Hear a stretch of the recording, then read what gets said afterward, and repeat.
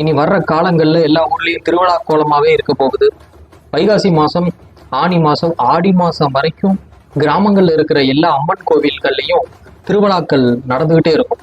எல்லா ஊர்லயும் திருவிழா கும்பிடுவாங்க. பயங்கர கொண்டாட்டமா இருக்கும்.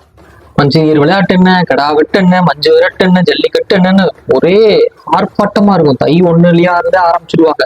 இதுல இந்த வைகாசி மாசம் ரொம்ப சிறப்பா நடக்கும் எல்லா ஊர்லயும். சித்திரை வைகாசிலாம் சித்ரா பௌர்ணமில இருந்து எடுத்துக்கிட்டீங்கன்னா ரொம்ப சிறப்பா எல்லா பக்கமும் நடந்துகிட்டு இருக்கும். ஏன் குறிப்பா இந்த மாசத்துல இருந்து திருவிழா நடக்குது? திருவிழாக்கான காரணம் என்ன? அதனோட விஞ்ஞான அர்த்தம் என்ன? நம்ம எல்லாம் நினைச்சிட்டு இருக்கிறோம் திருவிழாக்கள் சாமிக்காக எடுக்கிறது, கும்பம் தாளிச்சு சாமியை ஊருக்குள்ள கூட்டிட்டு வர்றாங்க, சாமி ஊர்வலம் வருது. சாமி ஊர்வலம் வர்றது உண்மைதான்.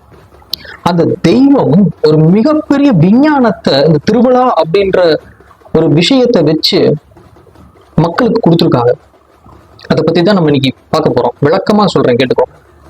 திருவிழா அப்படின்னாலே நம்மளுக்கு எல்லாம் தெரிஞ்ச விஷயம், நம்ம நேர்த்தி கடனை செலுத்துறது, சாமி ஊர்வலம் வரும், தார தப்பட்டையோட ட்ரம் செட் பயங்கரமா இருக்கும், வான வேடிக்கை இருக்கும், மஞ்சள் நீர் விளையாட்டு இருக்கும். இதுல ஒவ்வொன்றுக்கும் ஒவ்வொரு அர்த்தம் இருக்கு. அடிப்படையா நம்ம எல்லாம் தெய்வத்துக்கு என்ன பண்ணணும், நமக்கு என்ன பண்ணிக்கணுங்கிற விஷயத்துல இன்னைக்கு இருக்கிற காலகட்டத்துல மக்கள் யாருமே திருவிழாவை சரியா பண்றதில்லை. திருவிழா அப்படிங்கிற விஷயம் நம்ம கை காசை செலவு பண்ணி மற்ற ஊரை விட நாங்க பெரிய ஆளுக அப்படின்னு காமிச்சுக்கிறதுக்காக செய்யற விஷயம் அல்ல. அது சாமி கொண்டாட்டத்துல இருக்கும், அப்பதான் திருவிழானா சாமி அப்பதான் கொண்டாட்டத்துல இருக்கும் அப்படின்னு சொல்லி நம்ம அந்த திருவிழா அதுக்காக மட்டுமே அந்த திருவிழாவை நடத்தல. இந்த விழா காலங்கள்ல நீங்க செய்யற ஒவ்வொரு செயல்லையும் தனி மனிதனுடைய ஆரோக்கியம் அடங்கியிருக்கு. இதை விஞ்ஞானபூர்வமா பார்ப்போம். திருவிழா அப்படின்னாலே நம்ம முதல்ல ஆரம்பிக்கிறது, ஊர்க்காரையெல்லாம் பெரியவங்க எல்லாம் கூட்டம் போட்டு ஒரு நாள் நல்ல நாள் குறிச்சு 15 நாள் சாட்டி காப்பு கட்டுவாங்க. 15 நாளத்தை சாட்டு, ஒவ்வொரு ஊர்ல 8 நாளத்தை சாட்டுலாம் நடக்கும். 15 நாளத்தை சாட்டுன்னு சொல்லுவாங்க. 15 நாளத்தை சாட்டு நல்லா கணக்கு வச்சுக்கோங்க, கவனமா கேட்டுக்கோங்க.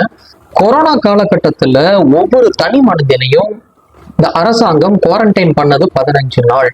இந்த 15 நாளத்தை சாட்டுன்னு சொல்லி முன்னாடி ஊர் எல்லையிலேயே 2 எல்லை இருக்குன்னா 2 பக்கமும் காப்பு கட்டிடுவாங்க. எங்கிட்ட எல்லாம் நுழைவாயில் இருக்கும், அங்கெல்லாம் காப்பு கட்டி வச்சிருவாங்க. அப்ப வெளியூர்காரைய வரும்போது இந்த ஊர்ல திருவிழாக்கு காப்பு கட்டி இருக்கு, அப்ப இந்த ஊருக்குள்ள நுழையக்கூடாது.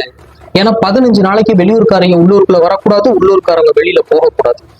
இந்த 15 நாள் அந்த ஊரை தனிமைப்படுத்தின மாதிரி படுத்தி வச்சிருப்பாங்க. அப்ப கிருமிகள், மெயினா கிருமிகள், வைரஸ், புது வகையான நோய்கள்.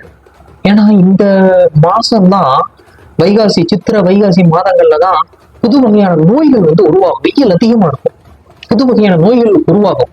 உடம்புல நமக்கு எதிர்ப்பு சக்தி வேணும். அதாவது சித்திரை 1 இருந்து வருஷ பொறுப்பானதுல இருந்தே வசந்த காலம்னு சொல்லுவாங்க. புது வகையான பூக்கள் பூக்கிற தருணம் வசந்தமா இருக்கும். அப்போ அந்த நேரத்துல புது வகையான வைரஸும் பூக்கும், புது உயிர்கள் பூக்கும். அப்படி இந்த காலகட்டத்துல புது வகையான வைரஸ்கள் உருவாகிறதுக்கு வாய்ப்புகள் அதிகமா இருந்துச்சு. அதுலயே முன்ன காலங்களெல்லாம் இப்பெல்லாம் மருந்து இருக்குது, மருத்துவம் இருக்குது. அந்த காலத்துல எல்லாம் மருத்துவமா கிடையாது, இயற்கையாவே அவங்க பாதுகாத்துக்கணும். அப்ப அந்த ஆதி காலத்துல எல்லாம் இந்த அம்மா போட்டப்ப நிறைய வைரஸ் பரவி இருக்குல்ல. அந்த காலத்துல எல்லாம் தவிர்க்க முடியாம ஏகப்பட்ட உயிர்கள் சேதமாயிருக்கு. மெயினா சேதப்படுத்தினது அம்மா தான். இந்த மாதிரியான வைரஸ்கள்லாம் ஊருக்குள்ள பரவாம இருக்கிறதுக்காகவும், வெளியில இருந்து எதுவும் ஊருக்குள்ள வந்துடக்கூடாதுங்கிறதுக்காகவும், ஊரை சுத்தம் பண்ணணுங்கிறதுக்காகவும் தான் திருவிழா அப்படிங்கிற விஷயத்த நமக்கு வச்சு கொடுத்தாங்க.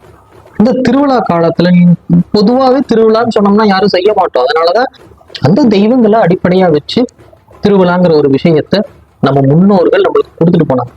அப்ப அந்த 15 நாளத்தை சாட்டு காப்பு கட்டிட்டாங்கன்னா ஊருக்குள்ள யாரும் வரமாட்டாங்க, ஊரை விட்டு யாரும் வெளியில போக மாட்டாங்க. இந்த 15 நாளைக்குள்ள வீடு வாசல் எல்லாம் பயங்கரமா சாணம் போட்டு வலிச்சு சுத்தம் பண்ணி, இன்னைக்கு யாரும் சாணம் பூசுறது இல்லை. இன்னைக்கெல்லாம் கெமிக்கல் லிக்விட்ஸ் வாங்கி எல்லாம் வீட்டை கழுவ ஆரம்பிச்சிட்டோம். ஆனா அந்த காலத்துல வீட்டுக்கு உள்ள சாணம் போட்டு வலிப்பாங்க, வீட்டுக்கு வெள்ளை அடிப்பாங்க. இன்னைக்கெல்லாம் நம்ம டிஸ்டம்பர் அடிக்கிறோம், பெயிண்ட் அடிக்கிறோம், கலரா பண்றோம். அந்த காலத்துல சுண்ணாம்பு மட்டும்தான் அடிப்பாங்க. ஏன்னா சுண்ணாம்புங்கிற விஷயம் எப்பேற்பட்ட வைரஸ் அந்த வீட்டுக்குள்ள இருந்தாலும், அந்த வீட்டு செவுத்துல ஒட்டி இருந்தாலும், அதை சுத்தி இருந்தாலும் அந்த சுண்ணாம்பு அதை அழிச்சிடும். அதுக்கு அவ்வளவு பவர் இருக்கு அந்த சுண்ணாம்புக்கு.